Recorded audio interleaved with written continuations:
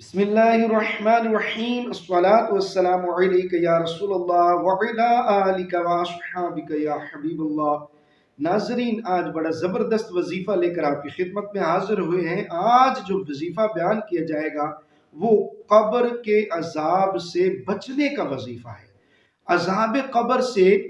محفوظ رہنے کا جو وظیفہ ہے، بہت زبردست جو حدیث مبارکہ میں بیان کیا گیا ہے، آج وہ بیان کیا جائے گا۔ اس سے پہلے میری آپ سے ریکویسٹ ہے کہ اگر آپ میرے چینل پر نئے ہیں تو پلیز میرے چینل کو سبسکرائب کر دیجئے، بیل آئیکن لازمی دبائیے، ویڈیو اچھی لگی تو اس کو لائک کر دیجئے، کومنٹ میں اپنا اظہار خیال ضرور فرمائیے گا۔ تو چلتے ہیں اپنی ویڈیو کی جانب۔ حدیث مبارکہ آقا کریم صلی اللہ تعالیٰ علیہ وسلم کا فرمان علی شان سنتے ہیں کہ وہ کون سا وظیفہ ہے جس کے کرنے سے بندہ عذاب قبر سے محفوظ رہتا ہے۔ تو آقا کریم صلی اللہ تعالیٰ علیہ وسلم نے ارشاد فرمایا کہ قرآن مجید میں ایک سورت ہے جس کی 30 آیات ہیں،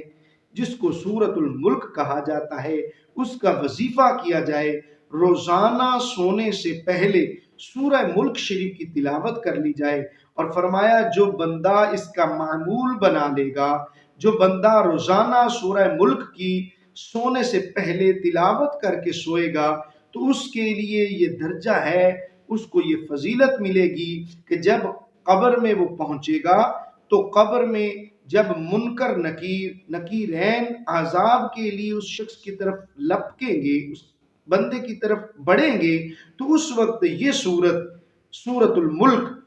ایک نورانی صورت میں، ایک اچھی صورت میں، ایک خوب صورت میں، اچھی صورت میں اس بندے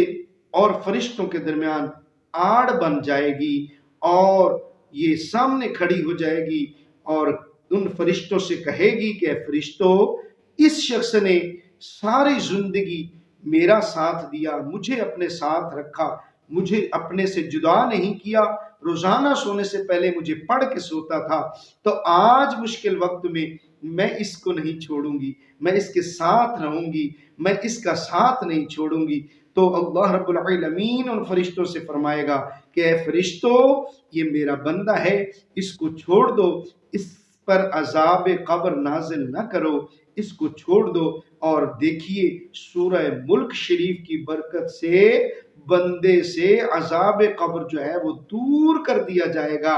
اور سورہ ملک کی شفاعت کرنے سے عذاب قبر کا عذاب جو ہے وہ دور کر دیا جائے گا، اور اس بندے کو عذاب قبر سے محفوظ کر لیا جائے گا۔ دعا ہے کہ اللہ رب العالمین ہم سب کو پابندی کے ساتھ روزانہ سونے سے پہلے سورہ ملک شریف کی تلاوت کرنے کی توفیق نصیب فرمائے، آمین، بجاہ خاتم النبیین صلی اللہ تعالی علیہ وآلہ وسلم۔